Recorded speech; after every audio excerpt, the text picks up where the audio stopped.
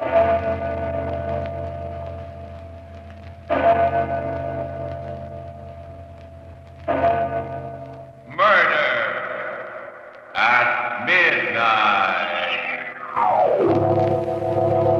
not just an ordinary cane, my dear. Alec. It's a sword cane, see? Calhoun used it when he killed his wife, right where you're standing. Alec, you killed Sanders. Exactly. And now you're going to kill me. Yes. No. Keep away from them. Sorry. Keep away. My dear.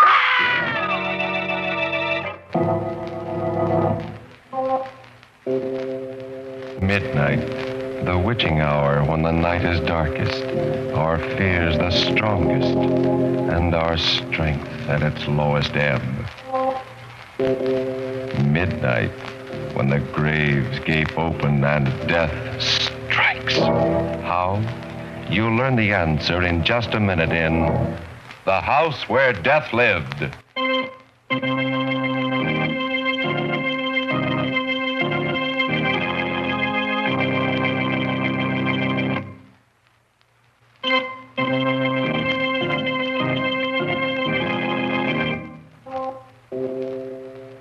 And now, Murder at Midnight. Tales of mystery and terror by radio's masters of the macabre. Our story is a ghostly nightmare by one of radio's best-known mystery writers, Robert Newman.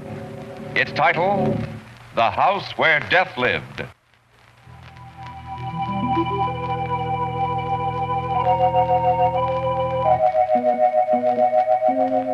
A large rambling house on top of a hill. A house whose windows are either shuttered or broken.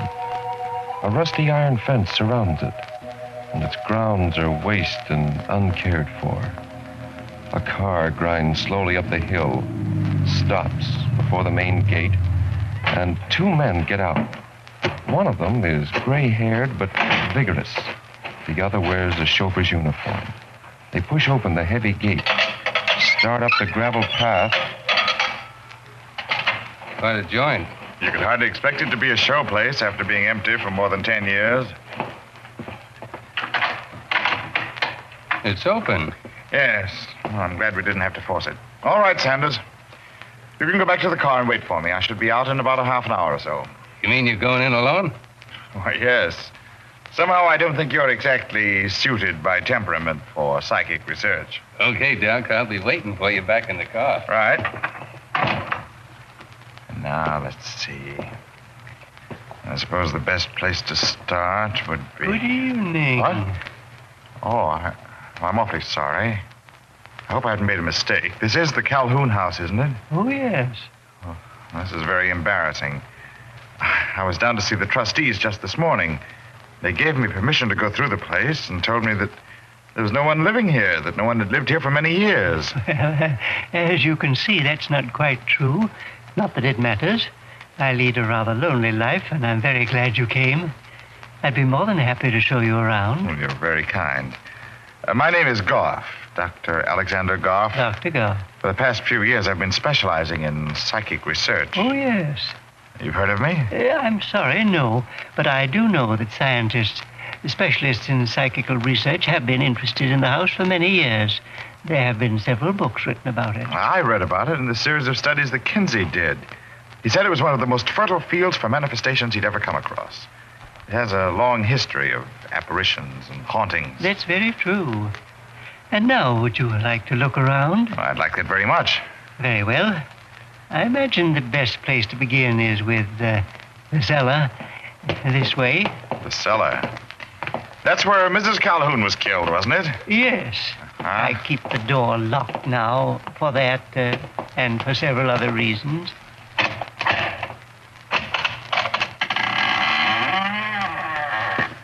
May I? No, wait. Don't try to go down.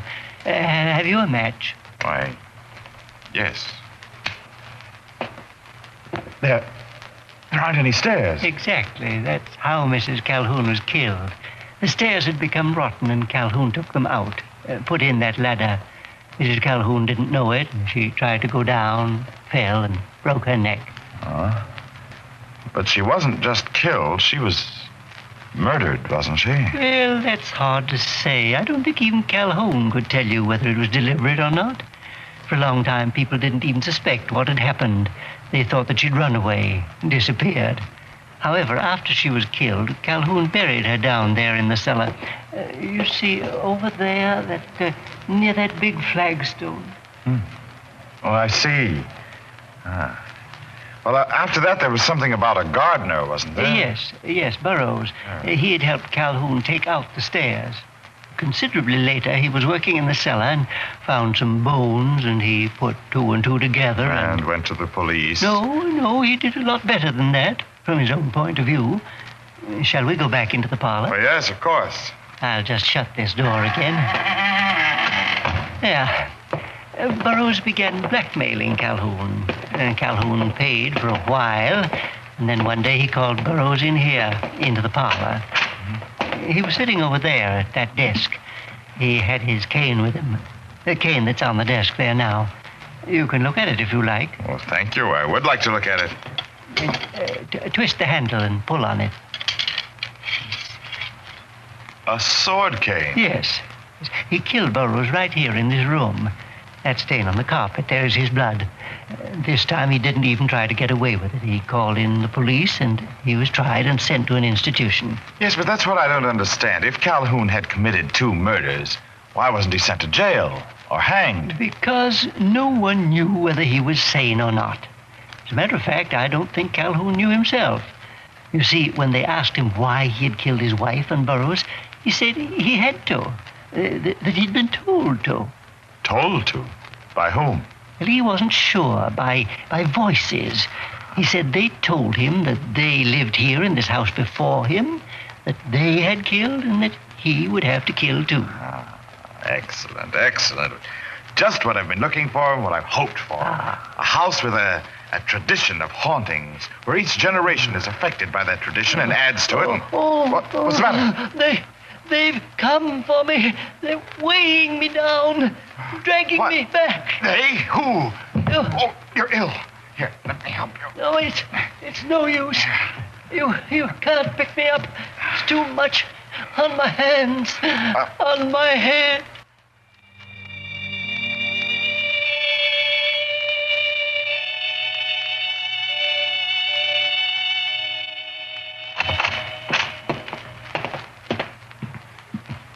Where is he? He was there, right there on the floor. I tried to pick him up and put him on the couch, but I couldn't lift him. Now he's gone. Oh, now, look, Doc, if he fell down, if he was as weak as you said it... Hey, wait a minute. Hey, what did he look like? Well, he was quite old, about 70, and very tall and thin. He had white hair and a white goatee. Holy smokes. What's the matter? Well, I was waiting outside for you. The guy that lives just down the hill came by, and we kind of talked a little. Yes? I told him you were inside here, and you described Calhoun to me, the guy that used to live here. And the old gent you say you spoke to sounds just like him. But it couldn't have been. Calhoun is still in an institution. No, he's not. At least not exactly. That's how this guy happened to talk about it. You see, he just read in the paper that Calhoun had died yesterday. Sanders. Yeah? That was Calhoun's ghost. Oh, now look, It was, I tell you. It has to be. This is what I've been looking for years. An apparition that manifests itself without a medium or any apparatus. It's exactly what I need for the last chapter of my book. And I'm going to stay here until he appears again.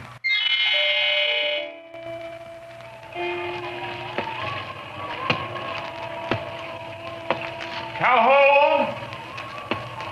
Calhoun! Where are you? Why don't you come back? I'm waiting for you. Oh, it's no use. 2 days now and not a sign of him. Maybe Sanders was right. Maybe I did imagine the whole thing. Either that. Wait a minute. He didn't die here. He died at the asylum. He'd lived here all his life, committed 2 murders here. Perhaps the aura, the forces here, were strong enough to evoke him once, but not to bring him back again. His wife and the gardener, they did die here. If I could establish contact, I might be able to evoke them. Or else Or else if someone else died here, someone I knew and someone that knew me. Calhoun! Is that right? Is that what I have to do? What? Who's there? Me, Doc. Bandit. Oh, just a second. Oh, what a night. It's blowing like all get out. What do you want, Sanders? Well, the missus thought she's getting a little worried about you. Thought you might be running low on food. Oh, no, I still have plenty. I haven't been eating much. Any luck? No, he hasn't materialized again, but I'm sure he will. I know he will. If someone else died here, someone you knew, and someone that knew you. Yes. What's the matter, Doc? Hey, why are you staring at me that way? Doc! I'm sorry, Sanders. Sanders, I was just thinking that if you stayed here with me, it might help. But I thought you said I was all wrong for this kind of stuff. You know I don't believe in ghosts, anything like that. I did say that, Sanders, but, this place is different. This is such a powerful, fertile field for psychic manifestations that I think if you did stay, we could cure your skepticism permanently. Yeah? How? Well, this is such a perfect night for an evocation. Listen. I don't hear anything. Just a storm. Listen hard. There it is again. It's down in the cellar. Where's that? It's back there. Where? Go ahead, run. You're quicker than I am, Sanders. Run, hurry. Okay, but I still don't hear anything.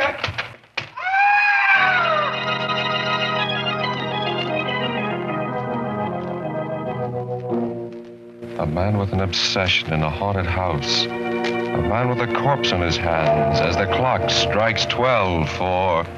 Murder at midnight.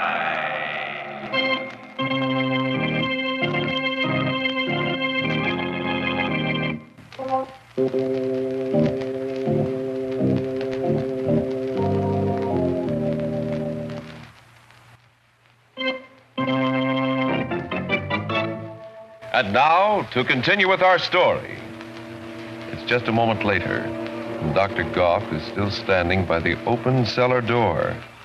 Lighting a candle, he peers down to where Sanders' body lies huddled on the flagstones below. Sanders? Sanders? I think I'd better make sure. Sure.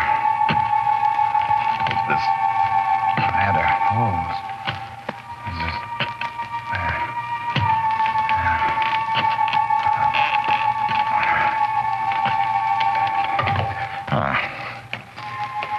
Well, now, let's see.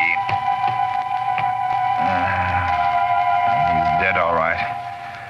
Very dead. Neck broken in 2 places. I'm sorry, Sanders. Very sorry. But science is a hard mistress.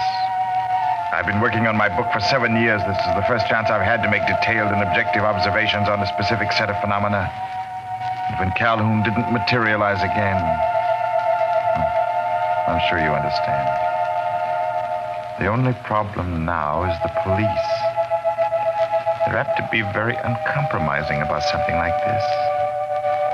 If there were only some way that I could... I know. The car. It's quite late and with this storm blowing, there's not likely to be anyone around. Yeah.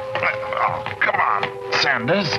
You and I are going to take a little trip.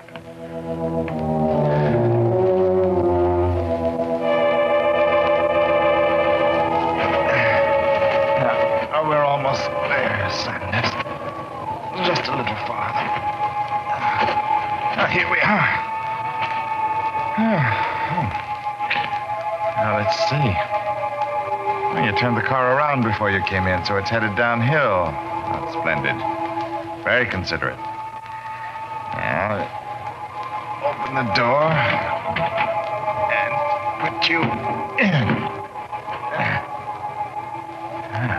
Oh, up. Just make sure you don't fall sideways. That you stay behind the wheel. Yeah, that's it. Oh, is there anything else? Anything I've forgotten?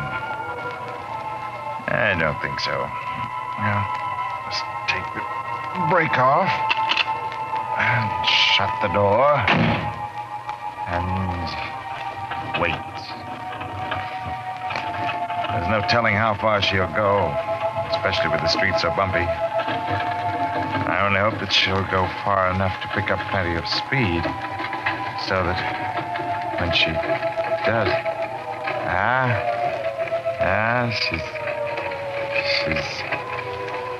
She's swinging. Swinging to the right. Yeah.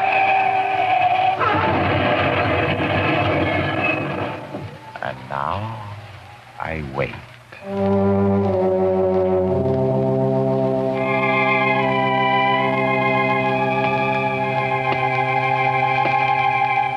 Sanders? Sanders! Where are you? It's been 4 or 5 days now. Why haven't you come back? Haven't you wanted to? Or haven't you been able to find a way? This is where you died, remember? Down here in the cellar. Are you down there? Sanders? Are you down there? No. Not down there. Not anywhere. What's that? Yes? Oh, who's that? Who's there? It's me, dear. Me. What do you want, Jean? I want to talk to you. Let me in, dear, please. Just a second. Alec. Oh, I'm so glad to see you, dear. I asked you, what do you want? Why did you come here? Why? It's been almost a week now since you've been home. Have you any idea how worried I've been? You didn't even phone me after Sanders was killed. I'm sorry. I just never thought of phoning you. I had other things on my mind. How did it happen, Alec? You read the verdict of the inquest. He probably fell asleep at the wheel waiting for me. The brakes slipped, the car rolled down the hill and crashed. Poor Sanders. Somehow I can't help feeling. Feeling what? I don't know. Perhaps it's this horrible old house. Everything about it is just plain evil. Oh, Alec, why don't you give it all up? Give what up? This obsession of yours. You started writing a book, doing psychical research to prove that there were no such things as apparitions or ghosts. Suppose now... I found out that I was wrong. What? Yes, what would you say if I told you that I'd already seen one apparition here, and that I was expecting to see another one? Alec. Oh, no. Oh, yes, Gee. The first evening I came here, I saw Calhoun. I talked to him. He showed me around the house. And later on, I discovered that he had died the day before. I waited for him to come back again, but he never did. And I finally realized why. He couldn't come back because he hadn't died here. He had died at the sanitarium. But now, I'm waiting for Sanders to come back. Sanders? But he didn't die here either. He died? Yes, Jean. I don't like it here, Alec. I'm afraid. I'm going. No, Jean. Don't go. You can help me. Huh? Come on in here. Into the parlor. But Alec. Come on, Jean. Later I'll tell you a very interesting story about this room, about something that happened here a long time ago. But all right, Alec. That's a good girl. You know, Jean, I've just realized I've been very stupid. Calhoun couldn't come back again because he didn't die here. Sanders did die here, but he wasn't buried here. And now I'm beginning to think that a spirit can only materialize in the place where its body is. But what's that got to do with me? Dear, does anyone know that you came here tonight? Why, no, but... Good. What do you mean? And what are you doing with that cane? You remember I said I was going to tell you a story about something that had happened here in this room? Well, this cane played an important part in it. You see, it's not just an ordinary cane. This is a sword cane. It's what Calhoun used when he killed his wife, right where you're standing. Alec, you killed Sanders. Exactly. And now you're going to kill me. Yes, dear, I am going to kill you. And I'm going to bury you right here, down in the cellar where Calhoun buried his wife. Then at least you will be able to come back. No, don't try and run away. It won't do any good. You see, I locked the door. No. Keep away from me. I'm sorry. Keep away. My Help! dear. No!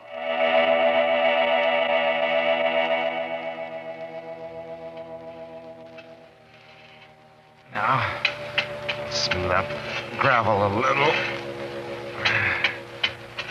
She's covered well. There. That ought to do it. Very nice, Doctor. Very nice indeed. You didn't do quite as neat a job as I did, but you did pretty. Calhoun. Yes, Doctor. You're dead. But you did come back. Yes, I came back to tell you how grateful I am to you. Grateful? For what? For having, shall we say, relieved me.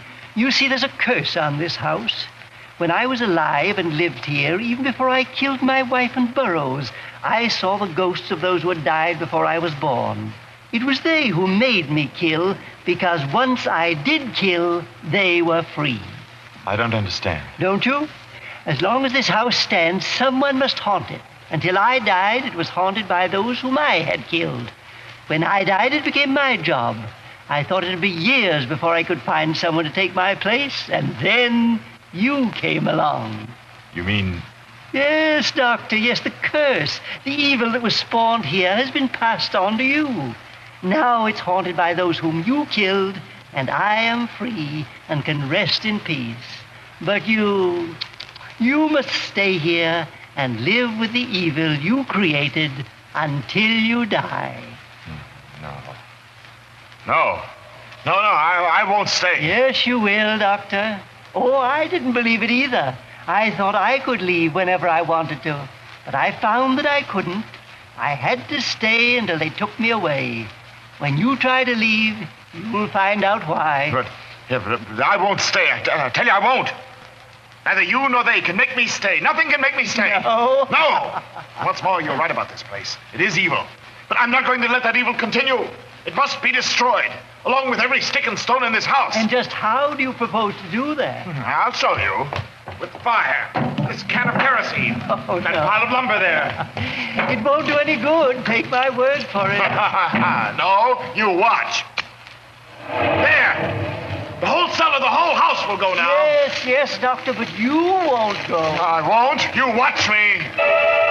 But you can't go without me, Doc. What? Don't you remember? You carried me out to the car. You've got to take me with you. And, Yes, Doctor, your chauffeur. Let go of me, Sanders. Let go. I can't take you with me. And you've got to take me too, Alec. No, Jim, no. Let me go. Both of you. You let me see, go. now you know why I couldn't go either. Let go. What dragged me back and weighed me down. Please. Now you know why you're going to have to stay here. I won't stay. I tell you, I won't. Not even if I have to take both Sanders and Jean with me. I'm afraid that won't do any good, Doctor. You see, the ladder isn't very strong. No! It broke. It broke. I'm trapped here. Goodbye, Doctor. If you don't mind, I'll leave you now for good. No! Oh! Somebody!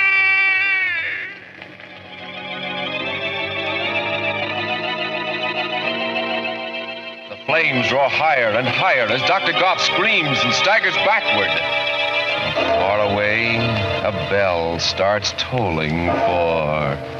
Murder at midnight.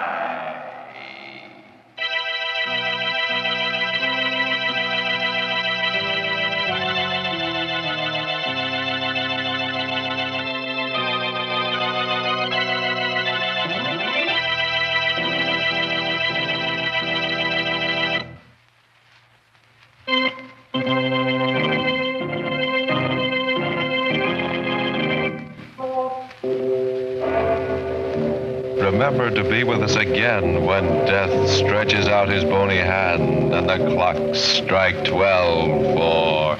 Murder at midnight.